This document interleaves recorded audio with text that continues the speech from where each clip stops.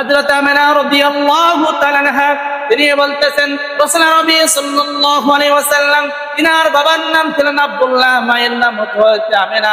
আল্লাহ রাসূল আমিনা রাদিয়াল্লাহু তাআলা আনহা তিনি বললেন, দুনিয়াতে যতগুলো সন্তান এসেছে আসছে প্রতিটি সন্তানের চেয়ে বেশি সন্তান আমার পেটের ভিতরে। সুবহানাল্লাহ। কেমন ছিলেন আল্লাহ রাসূল সাল্লাল্লাহু আলাইহি ওয়াসাল্লাম? দুনিয়ার জিন্দেগিতে যতগুলো সন্তান মা বোনেরা পেটে ধারণ করেন, আল্লাহ রাসূল সাল্লাল্লাহু আলাইহি ওয়াসাল্লামের ব্যাপারে আমিনা রাদিয়াল্লাহু তাআলা আনহা তিনি বলতেছেন, আমার যখন সন্তান পেটে তখন আমার মনে হইতো না যে আমার সন্তান পেটের ভিতরে আছে। আবার খাওয়া দাওয়া করতাম, চলাফেরা করতাম, তাই নয় 5 বেলার 5 ওয়াক্ত নামাজের জন্য আল্লাহ পাক রব্বুল আলামিনের পথ মতো ইস্তেগফার করতাম।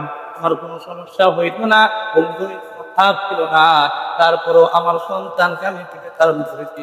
শুধু তাই নয়, আমিনা রাদিয়াল্লাহু তাআলা আনহা তিনি বলতেছেন, আমার পেটে যখন সন্তান ছিল সাধারণত মা বোনদের পেটগুলো উঁচু হয়ে থাকে, যে পেটের আমিনা রাদিয়াল্লাহু তাআলা আনহা তিনি বললেন, আল্লাহ রাসূল সাল্লাল্লাহু আলাইহি ওয়াসাল্লামের নাম্বার 1 অলৌকিক বলে মুজিজা বলে ঘটনা বাস্তব আল্লাহ পাক রব্বুল আলামিন ঈমানদার মুমিন বান্দারা শুধু ধারণ করবেন বলে রহমাতুল আলামিন দুনিয়াতে আগমন করার কারণে যে পুরো বিশ্বকে আলোকিত করেছে।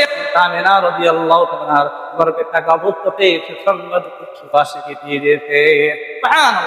পেটে থাকা অবস্থাতেই কিন্তু মুজিজা শুরু হয়ে গেছে। কথা বলেন ঠিক?